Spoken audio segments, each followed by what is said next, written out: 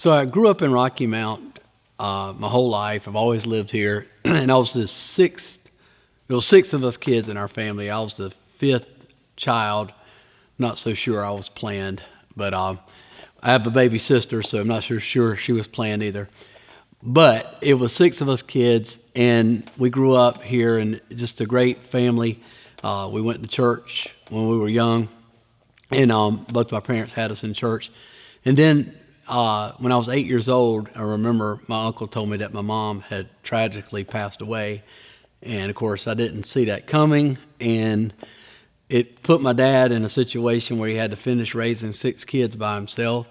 And so he did the best he could. He was a good dad. He loved God. He saw him read the Bible maybe a couple times. Took us to church.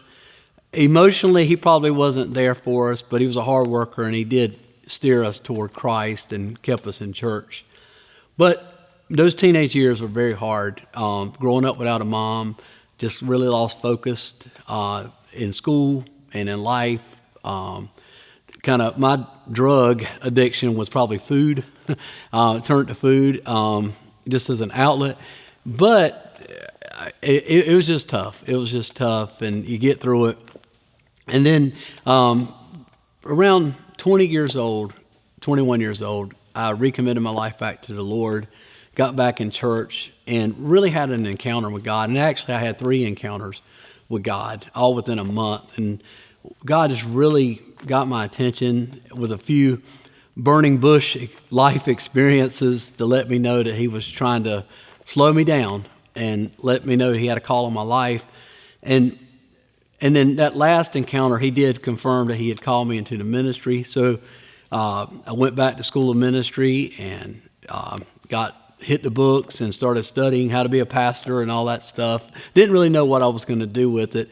At the time, I was working at a pharmaceutical plant. And then in 1995, we started Church on the Rise, Pastor Richard and I, and been with the church for 23 years now, almost 24 years. It's just been a whirlwind of adventure. Anytime you say yes to God, it is an adventure. But in 2010, I was having a lot of personal issues. My family life was kind of a roller coaster. Even though I was in the ministry, it was tough, and it was just a really depending on God season of my life like I never had before, and I had to just wait to see how things were going to turn out. And it was just probably the worst year of my life. And things got worse as we went on into 2010. I got a phone call from my brother that they found my father. He had committed suicide, our hero, the patriarch. And so we had to get through that year. It was other things that kind of came at me that year that were very tough, very testing of my faith. And then in December 2010, was probably the lowest point I'd ever been in my life. Even though I was in the ministry, life was good, church was doing well. Me personally, I'd hit a low I'd never experienced before, and I was just grieving a lot of things from my past. And for about a 6-week period, I went through that stage of just really angry at God. And angry at God for the way my life turned out. I felt like there was a few decades that could have been better if God had done His job. And I had the courage finally to say it. God, I'm angry at you. I feel like you kind of, could have done a better job here. My potential could have been a little bit better if you'd have done this differently, or if you'd have done this, that differently. But I kept persevering through it. God was pretty much silent during that time. And I really spent a lot of time in the book of Psalms. Psalms 46:10, be still and know. I kept reading that over and over because I really didn't have a choice but just to wait on God.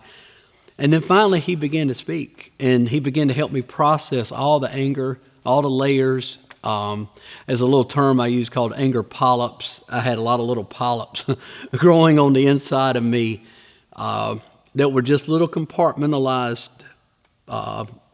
pockets of anger that I'd never dealt with. And so through that process, God allowed me to even go back to the time I was 8 years old, and even before, and grieve my mom's death, and just grieve a lot of the things that I'd I'd just been so busy trying to do life, trying to do ministry, and never took time to deal with. And here in my 40s, I was just carrying that stuff, even doing full-time ministry, just carrying just a resounding anger toward God. And through that crisis, through that season of just waiting on the Lord, he was able to show me piece by piece, polyp by polyp, all those things I was holding against them, all those things that were sabotaging my worship and my prayer life and making me doubt him inwardly. And so once I was able to get through that ceiling, God really restored my soul. He helped me just so much in ministry. He helped me so much just to look at life differently. I was chained a lot to my past. But even though I grew up in a Christian environment, I was chained a lot to old memories that were not so good, and I was running as hard as I could in control of my own life, trying to make sure that never happened to me again. But God reminded me that I'm not in control of my life, that he's in full control. And so since that whole season of my life, getting through it, trusting God in the process, he really just restored my whole entire foundation.